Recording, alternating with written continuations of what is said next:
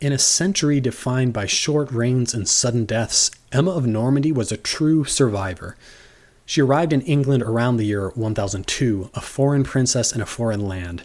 Ethelred the Unready, as we've seen previously, found himself facing ever-worsening Viking attacks and feared the growing Danish presence in northern England. So he sought an alliance across the Channel. He arranged to marry the daughter of the Duke of Normandy, hoping that Norman naval support and political ties would help shore up his weakening rule. And that's how Emma arrived, a teenage bride meant to secure an alliance to help ward off the growing Viking threat. But any hopes of an alliance came too late. Within weeks of her arrival, Ethelred ordered the St. Brice's Day massacre, a violent purge of Danish settlers, as we've already seen, and a full-scale invasion by Svein Forkbeard was soon on the way. Poor Emma had stepped directly into a court already unraveling, and she would spend the rest of her life navigating the wreckage, which she did very skillfully. But first, who were these Normans? Normandy at the time was a duchy in northern France, but its rulers were not originally French. They were Norsemen, or Vikings, who had settled there in the early 900s, made peace with the French king, and were granted land in exchange for loyalty. Hence the name Normans, meaning Northmen. By Emma's time, the Normans had embraced the French language, culture, and courtly politics, but they still hadn't lost their ambition or their memory of power taken by the sword. They were, in a sense, warriors in fine clothing. Their dukes still ruled independently of France, and their ships still crossed the Channel.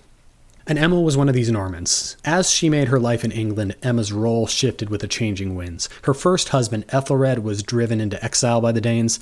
Then he returned, but he died only a couple of years later. And the kingdom fractured, but Emma stayed.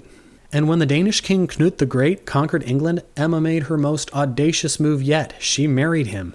Some saw it as a betrayal, while others were more supportive. For Emma, it was a strategic survival move, one beneficial to both partners. We learned in the last episode about how this marriage helped Knut gain legitimacy and a potential alliance with Normandy. For Emma, she secured her position and ensured her sons would have a future claim on the throne. She navigated skillfully from one dynasty to another and emerged more powerful than ever before.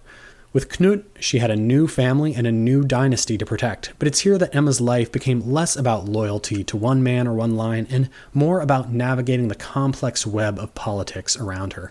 She proved herself as someone with true influence as she held court in Winchester and witnessed charters, and in a remarkable moment for a woman of her time, she commissioned a book, the Encomium Emme Reginae, to defend her own status and that of her children. It was royal propaganda, yes, but also a statement that she had a voice and intended to use it. Not all her gambles paid off. When Knut died, the kingdom fell into the same familiar power struggles. One of his sons by another woman, Harold Harefoot, seized power and later exiled Emma.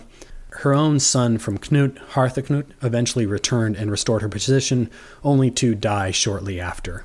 Finally, her other son, Edward the Confessor, took the throne, but by then Emma's influence had waned. Even Edward didn't trust her. Maybe he saw her as too pragmatic, too Norman, too tangled in old allegiances. In any case, he sidelined her politically, even confiscating some of her lands. Emma's time at long last was over. But not before she'd helped two dynasties rule England and planted the seeds for a third, because that Norman connection made through Emma would last. Her children were English kings, but their cousins across the Channel were watching. And one of them, a young duke named William, had noted that Edward the Confessor had no heir.